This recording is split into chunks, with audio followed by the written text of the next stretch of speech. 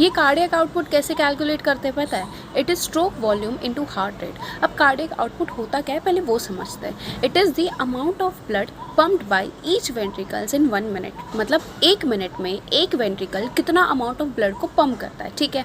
अब cardiac output is equals two stroke volume into heart rate. तो heart rate तो हमें मालूम है, it is number of beats per minute. So average हम लेकर चलते हैं अराउंड 72। ओके, अब बात करते हैं स्ट्रोक वॉल्यूम की। स्ट्रोक वॉल्यूम का भी एक फॉर्मूला होता है, that is and diastolic volume minus and systolic volume. इनको शॉर्ट में EDV एंड ESV रिस्पेक्टिवली बोला जाता है, ठीक है।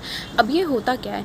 एंड डायस्टोलिक वॉल्यूम मतलब जब वेंट्रिकल्स ना डायोस्टोल कर रहे थे, मतलब रिलैक्स कर रहे थे। तो हमने लास्ट वीडियो में हमने पढ़ा था कार्डियक साइकिल में कि जब वेंट्रिकल्स रिलैक्स करेंगे तो उनके अंदर फिलिंग होती है, वेंट्रिकुलर फिलिंग जिसे कहते हैं, ठीक है। तो ब्लड भरता है। तो जब वो डायस्टोल कर रहे थे तो उनमें कितना अमाउंट ऑफ ब्लड आया, that is and diastolic volume, ठीक है। अब एंड सिस्टोलिक वॉल्यूम क्या होता है? अब वेंट्रिकल्स कॉन्ट्रैक्ट करेंगे तो उन्होंने कुछ अमाउंट ऑफ ब्लड आगे भेज दिया, लेकिन वो अमाउंट ऑफ ब्लड आगे भेजने के बाद उनके पास खुद के पास कितना ब्लड बचा, that is known as end systolic volume. Systole मतलब कॉन्ट्रैक्शन। सो जब वेंट्रिकल्स कॉन्ट्रैक्ट करेंगे, उसके कॉन्ट्रैक्ट करने के बाद वेंट्रिकल्स में कुछ तो ब्लड रह जाएगा, खाली तो रहेगा नहीं, ठीक है।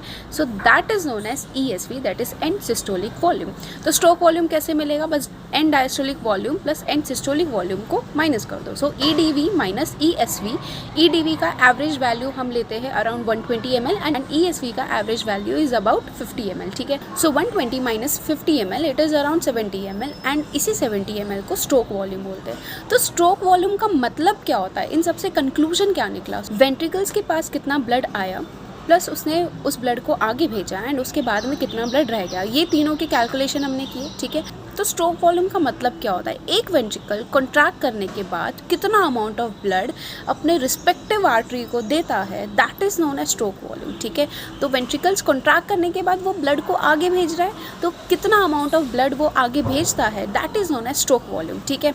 तो एक बीट में वो कितना भेजता है? Around 70 ml। तो अब 72 बीट्स में कितना भेजेगा? तो तुम कैलकुलेट कैसे करोगे इसको?